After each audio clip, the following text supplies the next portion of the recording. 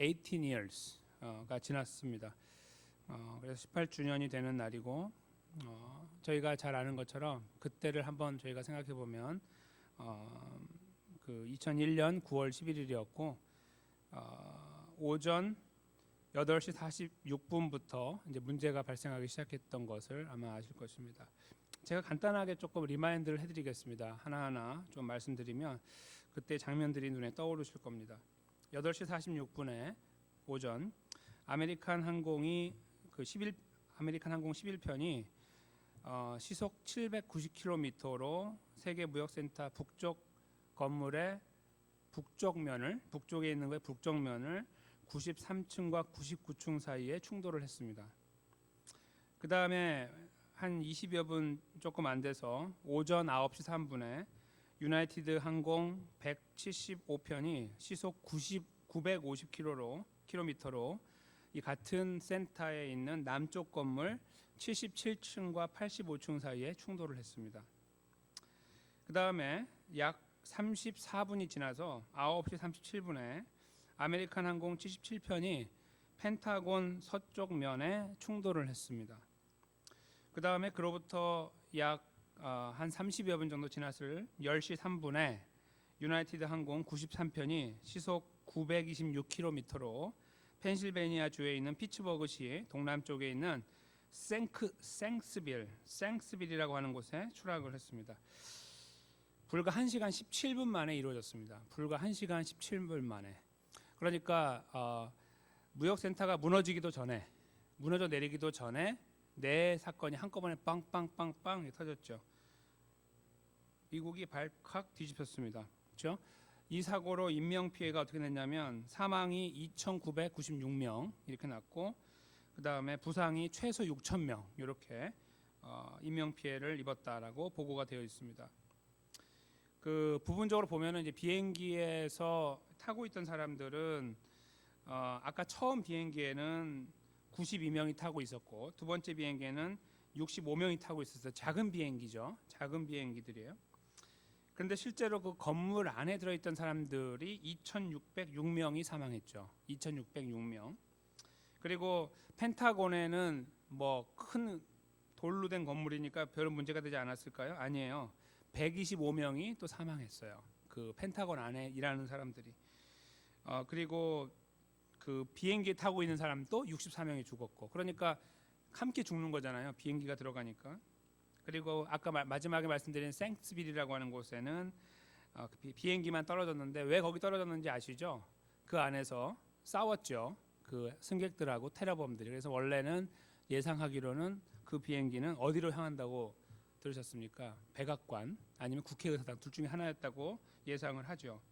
근데 사람들이 이미 그 뉴욕의 일을 라디오로 들었기 때문에 비행기에 있는 사람들이 이제 죽게 아니면 살기로 덤벼서 비행기가 추락을 이제 한 거죠. 그래서 가다가 펜실베니아 주에 그냥 추락하고 말았다 이렇게 이제 알려져 있는 것입니다. 제가 그날 오전 8시 반에 학교에 수업이 있었습니다. 그래서 신학교 다닐 때인데 그래서 8시 반 수업을 시작하자마자 얼마 있다가 갑자기 이제 웅성웅성하기 시작해서 근데 누가 이렇게 사무실에서 오더니 TV를 딱 틀어주더라고요.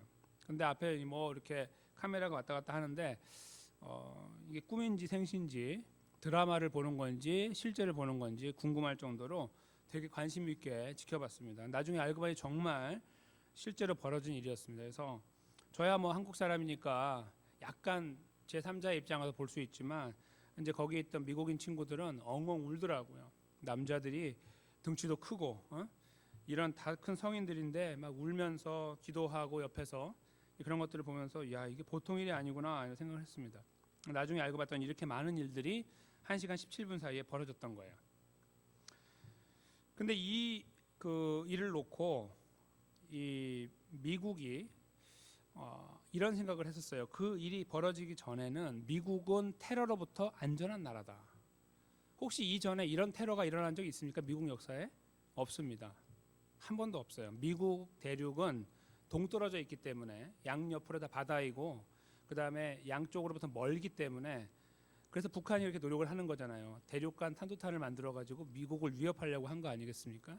그렇게 하기 때문에 웬만한 걸로는 위협 당하지가 않아요. 유럽에 있는 나라들 대부분 다 우호 국가이기 때문에 그래 큰 문제가 없고 남쪽이야 뭐 막아내면 뭐 별거 아니고요, 그렇죠? 그러니까 문제가 없으니까 테러로부터 안전한 나라가 미국이라고 여겨졌어요. 지금까지 이 일이 벌어지기 전까지.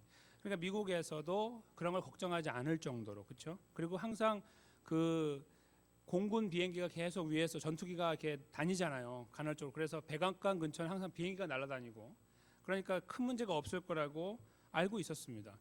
그런데 이렇게 예상하지 않은 일이 벌어지게 된 거예요. 그래서 이것 때문에 미국이 어떻게 반응을 했냐면 바로 그 다음에 2002년 11월에 저희가 잘 아는 DHS를 만들었어요. 그러니까 Department of Homeland Security라고 하는 거. 이게 그 국토 안보부가 생겼는데 그때 이것 때문에 저희가 굉장히 불편하죠. 비행기 탈 때도 TSA라는 게 생겨서 Transportation Security 그게 생겼잖아요. 안정청이 생겨가지고 이걸로 인해서 비행기 탈 때마다 막 이렇게 다 벗어야 되고 뭐 이렇게 하잖아요. 예전보다 훨씬 심해지고, 그렇죠? 그런 것들을 저희 감수하게 됐어요.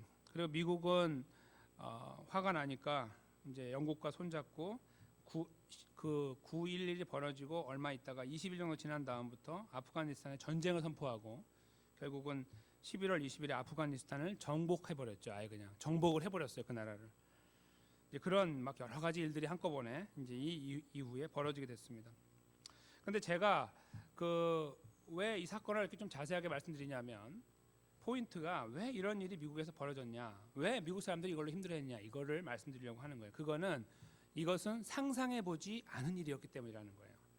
만약에 우리가 이런 일이 벌어질 거라고 상상을 한다면 벌어졌을 때 이렇게 놀라지 않아요. 근데 미국은 전혀 이거에 대해서 안전 불감증이 아니라 이런 일은 벌어지지 않는다고 믿었기 때문에 이런 일이 발생한 다음에 이렇게 복잡한 상황에 빠지게 된 거예요. 그러면 지금은 어떨까요? 미국은 테러에 대한 걱정을 하고 있지만 이렇게 아둥바둥 힘들어하지 않아요. 이 이후에 힘들어하는 거 보셨어요, 미국이? 아니요. 끄떡없습니다. 이제 아주 튼튼하게 잘 방어벽을 만들어놨기 때문에 웬만해서는 흔들리지도 않을 뿐만 아니라 그리고 그런 문제가 발생하면 미리 사전에 방지할 수 있는 시스템을 다 만들어놨어요. 굉장히 철저하게, 그렇죠?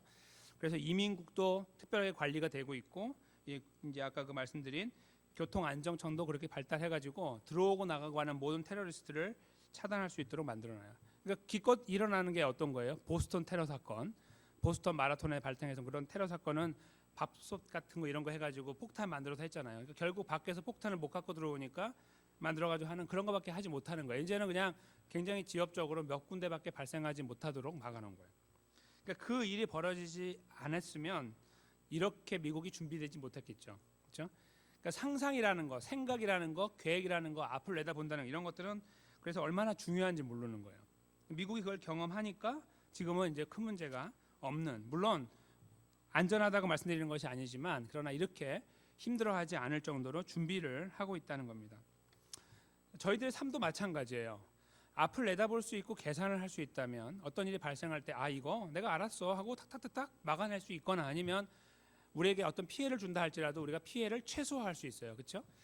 당황하지 않고. 그러나 예상하지 않은 어떤 일이 갑자기 벌어지면은 상상하지도 않았던 일, 예상하지 않은 게 아니고 상상을 못하는 거. 예상은 내가 계산하는 거잖아요. 이렇게 될 거야, 저렇게 될 거야. 이런 게 아니라 상상하지 못하는 저 이면에 있는 거, 뒤에 있는 거를 우리가 갑자기 만나게 되면 우리는 다 영어로 패닉에 빠지게 되는 거죠. 그렇죠? 갑작스러운 사고, 교통사고 뭐 이런 거. 그렇죠? 아니면 우리가 살고 있는 집이 갑자기 그 마을 전체가 막 그냥 붕 날아가 버린다거나 뭐 이런 전혀 상상할 수 없는 일이 벌어지는 그런 것들이 발생할 때 우리는 이렇게 된다는 겁니다. 근데 오늘 본문에 저희가 볼 때 본문에서도 이렇게 상상하지 못한 일을 경험한 사람이 등장하죠. 정말 상상하지 못한 일. 저희가 이 상상하지 못한 일을 경험한 이 사람의 이야기를 저희가 잠깐 살펴보면서 이것이 저에게 주는 굉장히 큰 의미를 한번 헤아려 보려고 합니다. 이건 단순히 이 미국이란 나라가 DHS를 만들어 가지고 우리 그 나라가 안전하도록 만드는 이런 차원이 아니라 이거보다 훨씬 더 중요하고 더 우선적이며 의미가 있는, 가치가 있는 바로 그러한 것일 것입니다. 저희 이것을 잠시 들여다보려고 하는데 바로 주인공으로 등장하는 사람은 야곱입니다. 오늘 8절에 보시면 이스라엘이라고 지칭하는 사람, 제가 지난주에도 말씀드린 것처럼 야곱의 또 다른 이름이죠. 그 야곱이 요셉의 아들들을 보고 이제 물어봅니다. 지금 여기 상황을 잠깐 말씀드리면 이제 야곱은 나이가 많아 이제 하나님이 부르실 때가 가까웠습니다. 한 147세 정도 됐을 가능성이 있는데 거의 이제 기진맥진한 상태로 있는 상태입니다. 그래서 아버지가 편찮으시다는 말을 듣고 요셉이 먼저 달려왔어요. 자기 두 아들을 데리고. 여기 본문 앞부분에 그런 내용이 나오죠. 그래서 이제 아버지를 이렇게 문안하고 했더니 아버지가 이제 아들 이런 말을 해요. 여기 본문 앞에서 지금까지 내 아들은 총 12명이었는데 너까지. 근데 네 아들 둘을 내 아들로 편입하겠다. 그런 말을 하죠. 너는 빠지고. 그래서 총 야곱의 아들이 13명으로 바뀌는 순간입니다. 이스라엘은 지파가 몇 개입니까? 12개가 아니고 13개입니다. 정확하게. 그런데 그 지파가 시작되기도 전에 이미 야곱은 자기 아들을 13명으로 만들어 놓고 세상을 떠났어요. 하나님의 뜻인 거죠. 근데 그 일은 있을 수 없는 일이에요. 첫째로는. 그건 있으면 안 되는 일이죠. 어떻게 자기 다음 그러니까 2세대 아래가 자기 바로 아래에 있는 1세대 밑으로 들어오게 됩니까? 이거는 그 당시의 질서에도 어긋나는 거고 상식을 초월하는 일이에요. 근데 그렇게 해버렸어요. 왜냐하면 자기가 아내를 너무 사랑했는데 아내가 안타깝게 세상을 떠난 것이 마음이 아파서. 그래서 내가 이렇게 할 수밖에 없다라고 본문 앞부분에 쓰고 있어요. 그런 일이 벌어진 다음에 오늘 여기가 이어지는 거예요. 이제 실제로 그렇게 본인이 말한 대로 므낫세하고 에브라임이라고 하는 요셉의 두 아들에게 이제 하나님의 복을 비는 이제 시간으로 넘어가는 거예요. 근데 여기 보면 그 이스라엘의 나이가 많아서 눈이 어두웠다는 것이 10절에 나와 있죠. 그래서 앞을 잘 보지 못했어요. 그런 가운데 물어보죠. 여기 앞에 있는 이렇게 흐릿하게 보이는 이 두 청년이 아니고 굉장히 어린 아이들이었는데 이 아이들은 누구냐 이렇게 물어보죠. 9절에. 그랬더니 요셉이 하나님이 여기에서 내게 주신 아들들입니다. 여기 애굽에서 나에게 주신 겁니다. 그랬더니 알겠다. 이 나와라. 그래서 앞으로 나오게 하고 내가 축복을 하겠다 이렇게 말을 하죠. 그런데 요셉이 그 두 아들을 이끌어 이제 아버지 앞으로 데려갔잖아요. 작은 아들들을 데리고 가서 아버지 가니까 이스라엘이 그들에게 입을 먼저 맞춰요. 이렇게 입을 맞추고 그런 다음에 요셉에게 이르되 내가 네 얼굴을 보리라고는 뜻하지 못하였더니 하나님이 내게 너의 소생까지 보이셨도다. 이렇게 이야기를 합니다. 여기를 잠깐 저희가 주목하겠습니다. 이제 그 아들들을 데리고 와서 그러니까 자기의 손자 둘을 데려와서 앞에 세웠을 때 이제 서로 입을 맞춘 다음에 요셉에게 말을 하는 거예요. 나는 네 얼굴을 보리라고는 뜻하지 못하였다. 왜냐하면 형들이 팔아버렸고 형들이 아버지에게 거짓말을 해서 동생 요셉이 죽었다고 했습니다. 그렇죠? 그래서 그렇게 믿고 지금까지 왔습니다. 그런데 어느 날 갑자기 해머로 머리를 맞는 것처럼 급한 소식이 오기를 아들이 살아있다라고 형들이 말을 했습니다. 그것만도 감사한데 그런 말이죠. 그렇죠? 내 얼굴을 보리라고는 뜻하지 못했다. 상상하지 못했다 그런 말이에요. 내 꿈에도 생각해 보지 못했다. 그런 표현이 있잖아요. 꿈에도 생각해 보지 못했는데 내가 너를 보는 거는 둘째치고 누구를 보는 거예요? 네가 낳은 소생을 내가 보고 있다. 이거죠. 이것이 바로 이 지금 야곱이 여기에서 하나님을 향하여 간접적으로 동시에 아들을 향하여 또 손자를 향하여 던지는 믿음의 고백이 되는 것이죠. 여기에서 저는 상상을 초월하는 일이 벌어진 사건을 감지를 했습니다. 상상하지 못하는 일. 잘 보십시오. 실제로 요셉이 결혼하지 않아도 큰 문제는 없어요. 그렇죠? 큰 문제가 없어요. 시간은 많고 그리고 그 나라에서는 이미 자리를 잡았으니까 언제든 많은 여인을 거느릴 수도 있고 원하는 대로 살 수 있습니다. 뭐 자녀 낳는 게 그렇게 대수겠습니까? 그런데 하나님께서 풍년이 있던 그 7년 동안에 결혼을 시키고 결혼을 통하여 두 아들을 주셨어요. 7년 동안에. 그 7년 기간 안에. 그러니까 지금 낳은 지 얼마 되지 않은 작은 아이들인데 그 아이들을 흉년이 2년 지난 다음에 아버지를 만나게 하고 거기에 그 아들을 세우게 한 거예요. 지금 아버지는 어떤 상태죠? 곧 하나님이 불러가실 타이밍입니다. 이제 그런 것들을 저희가 이제 이렇게 보면 그렇죠. 근데 지금 현재 여기 상황은 나이가 조금 더 들었죠. 왜냐하면 지금 야곱이 이제 좀 더 오래 여기서 살았으니까. 이제 그런데 그 두 아들을 그렇게 만나게 된 상황들이 야곱에게 있어서 굉장히 큰 감격이 되었던 거예요. 상상할 수 없는 일을 하나님이 나에게 주셨다 이거죠. 그리고 나서 이제 12절부터 보면 이렇게 하죠. 요셉이 먼저 아버지 앞에 이 두 아들을 이렇게 넣으니까 무릎 사이에 넣어요. 그렇죠? 그러니까 아들을 이렇게 물렸더니 물리고 나서 본인은 땅에 절하고 나서 이렇게 일어나니까 이제 복을 빌려고 아버지가 손을 이렇게 내밀려고 하잖아요. 그러니까 어떻게 하냐면 잘 보세요. 제 오른손으로 이쪽의 아들이 누구예요? 에브라임 둘째 아들을 여기다가 하는 거예요. 왜냐하면 아버지 손에는 어떤 손이 들어가야 되니까요. 왼손이 들어가야 되니까. 아버지하고 저하고 이렇게 마주보고 있으면 제가 내민 오른손은 왼손하고 맞잖아요. 그러니까 여기 아버지가 계시면 오른손에다가 둘째를 이렇게 머리를 넣어가지고 넣은 거예요. 이렇게. 그리고 왼손에다가는 큰 아들 므낫세를 해서 넣은 거죠. 이렇게 넣어야 아버지 손에는 므낫세가 이렇게 이쪽에서 오른손으로 올라가니까, 그렇죠? 오른손이 더 능력의 힘이니까, 능력의 손이니까 므낫세가 여기에서 복을 받고 왼손으로 차자를 복 주려고 했던 거예요. 이렇게 넣었다고 쓰는 거예요.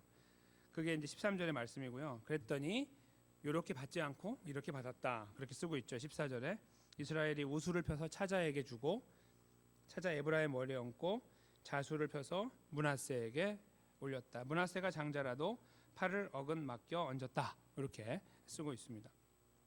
저희가 이 내용을 잠깐 이제 정리를 해보겠습니다. 지금 이 아름다운 장면, 하나님의 은혜가 넘치는 장면인데요. 이때에 지금 핵심이 되는 것은 요셉이 던지고 있는 고백인데 본인이 너의 소생까지 보게 될 줄은 몰랐는데 나에게 이런 일이 있었다라고 감동을 하고 있어요.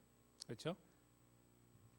근데 이 감동을 하고 있는 이 야곱의 행동에서 저희가 이제 아이러니를 발견하는데 그것이 뭐냐면 하나님이 지금 본인에게 은혜를 주셨잖아요. 그래서 아들을 만난 것도 감사하고 흉년을 지나게 하는 것도 감사한데 손자까지 만나게 했어요. 그래서 그에게 복을 주고 그가 자기가 사랑하는 아들 요셉을 대신해서 이스라엘 지파로 들어와 13지파로 만드는 이런 일이 벌어졌어요. 그렇죠? 이 모든 일을 그가 말하는 거예요. 하나님 이렇게 하셨다. 이렇게 멋진 믿음의 고백을 던집니다. 그런데 그 다음에 보면 아이러니가 발생하는 것이 그의 머릿속에 있는 그의만의 자기만의 틀이 있는데 자기는 항상 차자를 더 소중하게 여기는 거야. 둘째를. 왜냐하면 자기가 둘째였으니까. 그렇죠? 여기 이 분위기가 어떤 분위기냐면 자기가 오래전에 형을 피해서 바단 아람으로 가기 전에 자기 아버지 이삭이 자기에게 복을 줬던 그때에 아버지의 눈이 어두워서 앞이 보이지 않았던 그 분위기하고 아주 흡사한 분위기예요. 그러니까 그 흡사한 분위기 속에서 그도 똑같이 하는 거예요. 이렇게 눈을 감다시피 한 상태에서 이렇게 올려서 자기가 둘째에게 더 많은 복을 주고 싶은 마음을 표현하고 있다는 거죠. 그러니까 이게 하나님의 은혜를 아는 사람이요 취하는 굉장히 아이러니예요. 그러니까 적어도 저희가 기대하는 그림은 뭐냐면 하나님의 은혜를 알았다고 하면 지금까지 자기가 그렇게 자기 계산을 갖고 살아왔잖아요. 항상 이렇게 살아왔거든요. 이렇게 자기 계산을 따라 살아왔어요. 그러니까 여기서 정도는 이런 멋진 고백을 하고 나면 그래 알았다. 하나님께 맡기자. 뭐 이렇게 해가지고 그냥 받으면 되는데 그것도 이렇게 하는 거예요. 여기에서 저희가 아이러니를 본다는 것을 아마 공감하실 겁니다. 이 아이러니는 야곱에게만 있는 것은 아닐 것입니다. 그렇죠? 저희들에게도 있죠. 저희가 하나님의 은혜를 통해서 구원받았다는 사실이 바로 오늘 여기에서 야곱이 고백하고 있는 너의 소생까지라고 오늘 제목처럼 너의 소생까지 보게 하셨다라는 바로 이 말씀에 담겨 있는 거죠. 우리가 하나님의 백성이 된다는 것은 꿈도 꾸지 않았습니다. 태어나면서부터 나는 하나님의 백성이 돼야지라고 생각하신 분도 안 계실 것이고 더더군다나 우리가 굳이 그 모태신앙으로 태어났다거나 아니면 믿는 가정에 태어났다거나 하는 나를 보호하는 장치가 있는 그런 가정에 태어났기 때문에 내가 이렇게 자라나서 여기까지 왔다라고 말씀하실 분들도 계시겠지만 사실 성경적으로 보면 그거는 그렇게 정확한 답은 아니라는 것도 알고 계실 것입니다. 오히려 우리 각자를 향한 하나님의 특별하신 계획이 찾아오셔서 우리를 구원하고 그 자리에 세워 주셨다는 것을 알게 되는 것이죠. 그러니까 오늘 여기에서 야곱의 고백을 저희들의 고백으로 가져온다면 우리가 상상해보지 않았던 그런 거죠.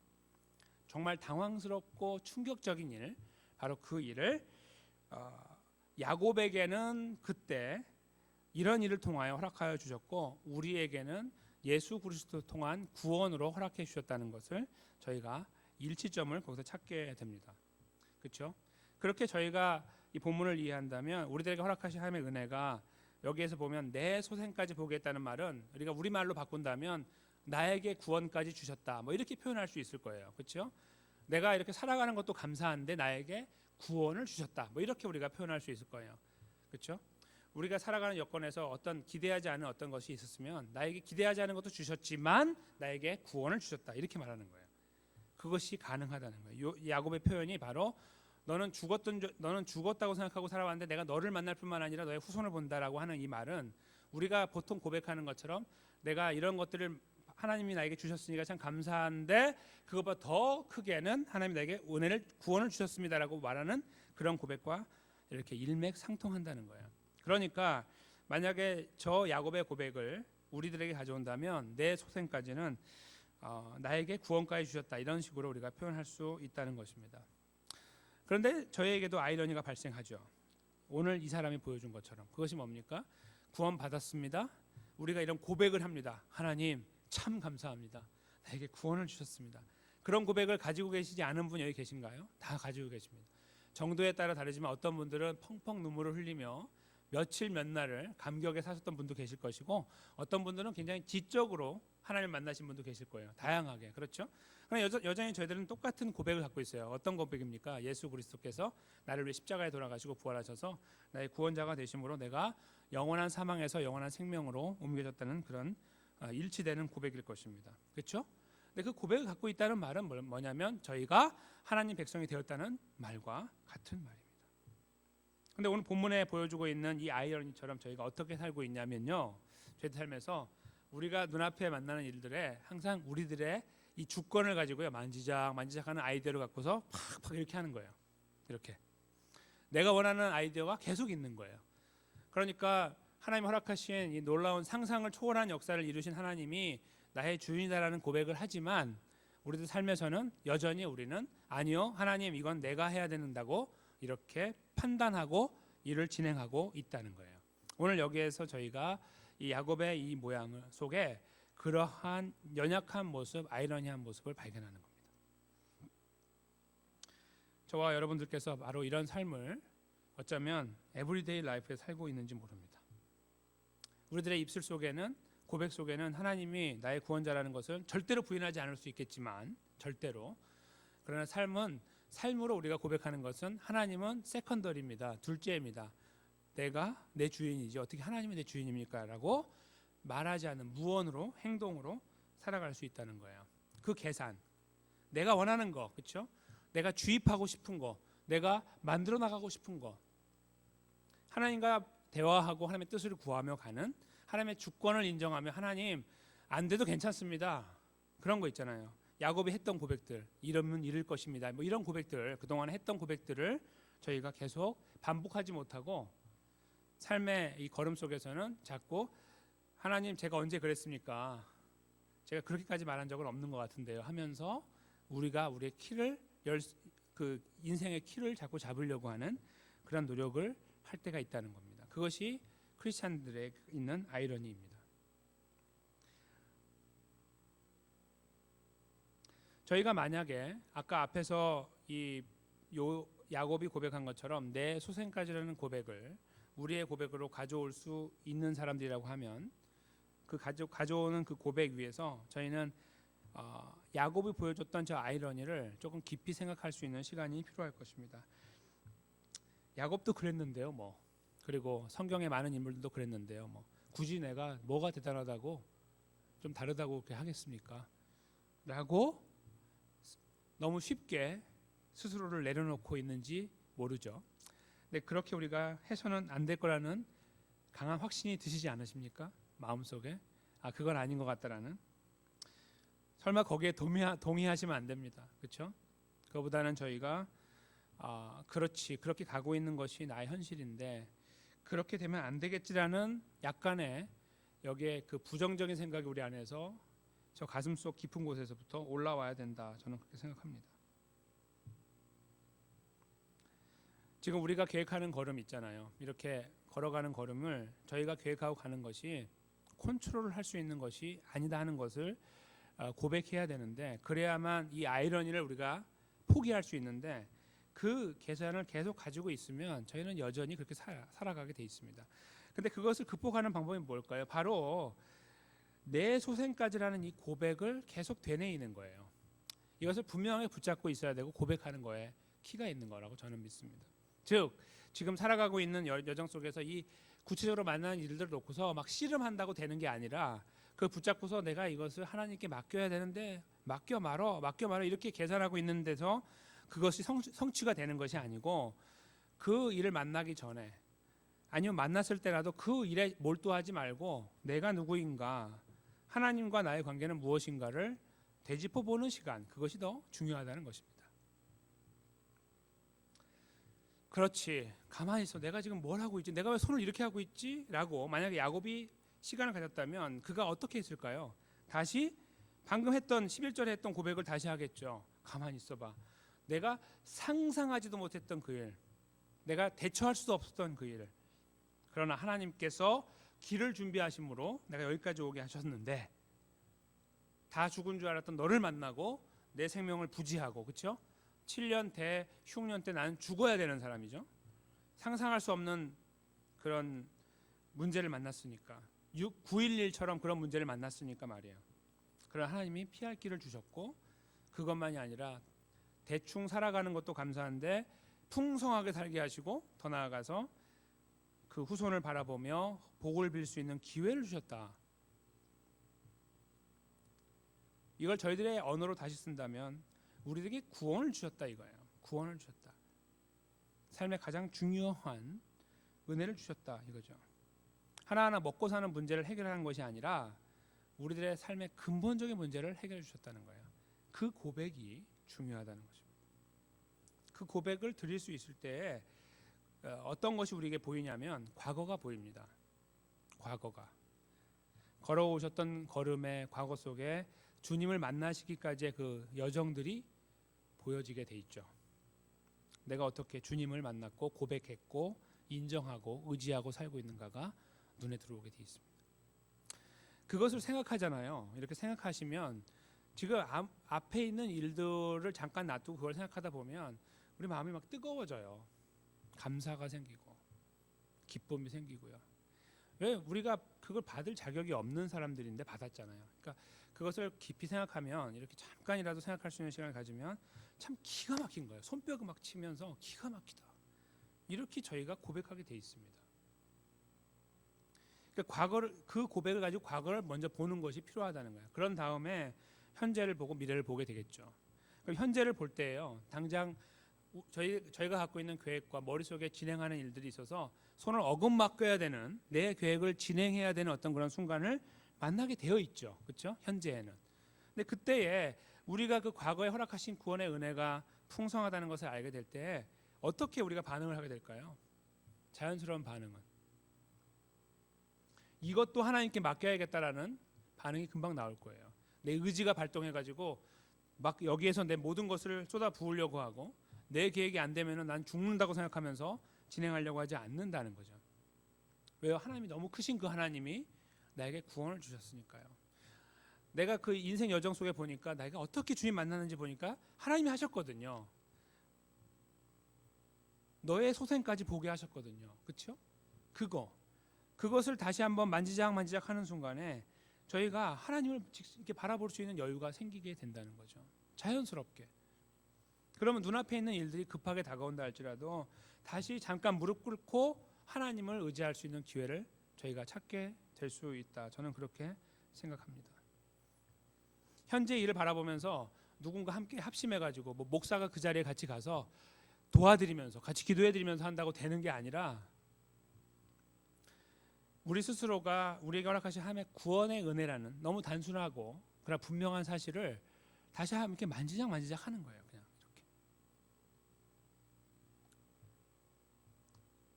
그랬을 때 거기에서 이렇게 그 향기가 막 나오는 것처럼 확 솟아나오는 하나님의 은혜들이 보여질 때 저희가 그 은혜 위에 현재를 맡길 수 있는 기회를 갖게 된다고 저는 생각하고, 그것은 현재뿐만 아니라 미래까지 맡길 수 있다고 생각해요. 왜요? 한번 생각해 보세요. 하나님이 정말 내 상상을 초월하는 분이다. 믿으십니까? 그러시면 내 상상을 초월하신 분이면 지금 우리가 갖고 있는, 우리가 계획하고 있는 이런 많은 계획들이 사실은 얼마나 작은 거라는 것도 생각할 수 있으시죠? 그 크신 하나님이 갖고 계신 계획 앞에 우리가 막 슈퍼컴퓨터를 돌려가면서 계획을 세운다고 해도 아무것도 아니라는 것을 알게 됩니다. 그것을 저희가 인정할 수 있을 때가요, 그 인정할 수 있는 그 이유는 바로 과거에 하나님 우리를 만나주셨다는 사실 때문에 있는 거예요. 만약에 그 사실이 동의가 될 때 저희는 이렇게 자연스럽게 다음 단계로 나가게 되면서 하나님의 크심, 그 풍성하심 앞에 우리의 연약한 계획들과 초라한 것들을 다 맡겨드릴 수 있다는 겁니다. 그렇게 될 때 현재와 미래를 주님의 손에 의탁하고 그 아이러니를 벗어날 수 있게 되는 거죠. 우리가 가지고 있는 우리들의 그 편협한 생각이 모든 것이냐, 거기에 목숨 걸면서 하나님 이거 아니면 나 죽어요라고 하지 않는다는 거예요. 지금 요셉은 그것을 하고 있는 거거든. 야곱은 하나님 이거 아니면 나 죽습니다. 내가 지금까지 이렇게 살아왔습니다. 평생을 다시 그렇게 하는 거, 버릇처럼 이렇게 하고 있는 거.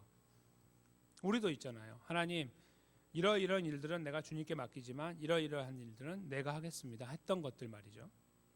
근데 하나님을 그렇게 우리가 인정하고 고백하고 발견해 나가는 시간들이 우리 안에 있을 때에, 그렇지 내 소생까지 바로 나에게 구원까지 주셨지라는 이 부분을 저희가 다시 한번 깊이 생각할 수 있을 때 저희는 충분히 거기에서 나오는 하나님에 대한 생각을 새롭게 함으로 하나님의 크심을 기억하고 이해하고 우리들의 걸음을 맡겨드릴 수 있는 데까지 갈 수 있다는 거예요.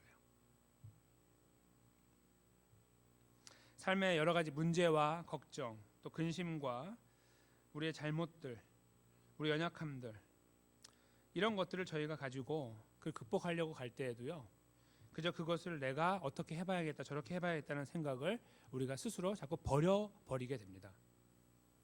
이렇게 한번 해봐야겠구나, 저렇게 한번 해봐야겠다는 그런 계획들을 자꾸 세우고 끄적끄적 하는 것이 아니고, 그 시간을 저희는 아까워하면서 오히려 주님의 은혜를 생각할 수 있는 기회를 삼겠죠.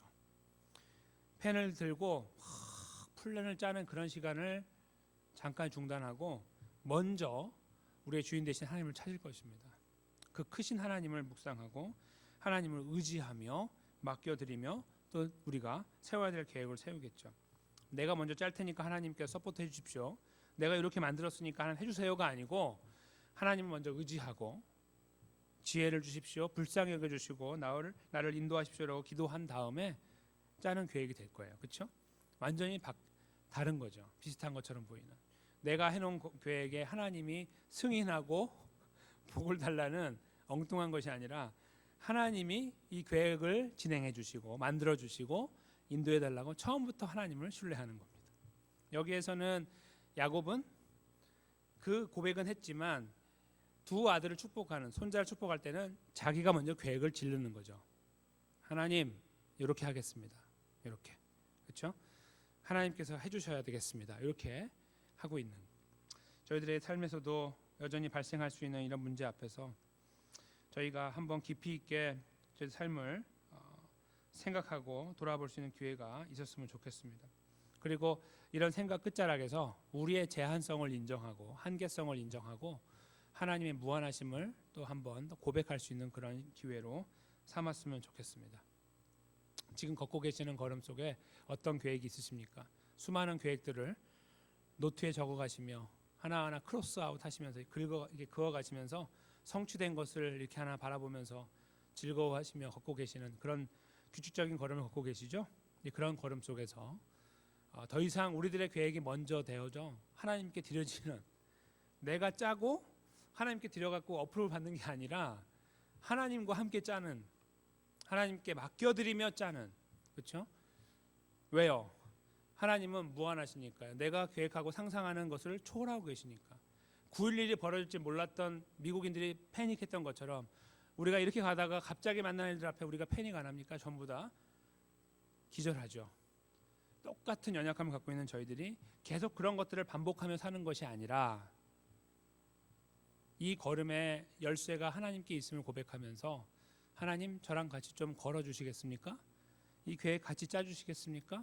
하나님께 의탁하면서 하나하나를 맡겨드리며 가는 거죠. 행여 제가 갖고 있는 저만의 습관이 있어서 저만의 고집이 있어서 제가 갖고 있는 이 고집불통이 꺾이지 않아서 주님을 자꾸 옆으로 제끼고 제가 막 진행하고 있는 거 있으면 바꿔달라고 기도해야 되겠죠. 그렇죠? 그런 것들이 저희들 안에 다시 한번 고백되는 시간이 필요하지 않겠는가, 저는 그렇게 생각을 합니다. 어떠십니까? 하나님 백성으로서 우리는 어떠한 삶을 걷고 계시는지 모르겠습니다. 혹시 야곱처럼 이 아이러니를 즐겨 하시며 걷고 계시는 것은 아니십니까? 다 그렇게 살아왔으니 나도 그렇게 가겠다. 그리고 아무런 갈등 없이, 왜냐하면 다 그렇게 하는 것처럼 보이니까, 내 옆에 사람들도, 심지어 목사도 그렇게 하는 것처럼 보이니까요. 그럴 수도 있을 것입니다. 그렇죠?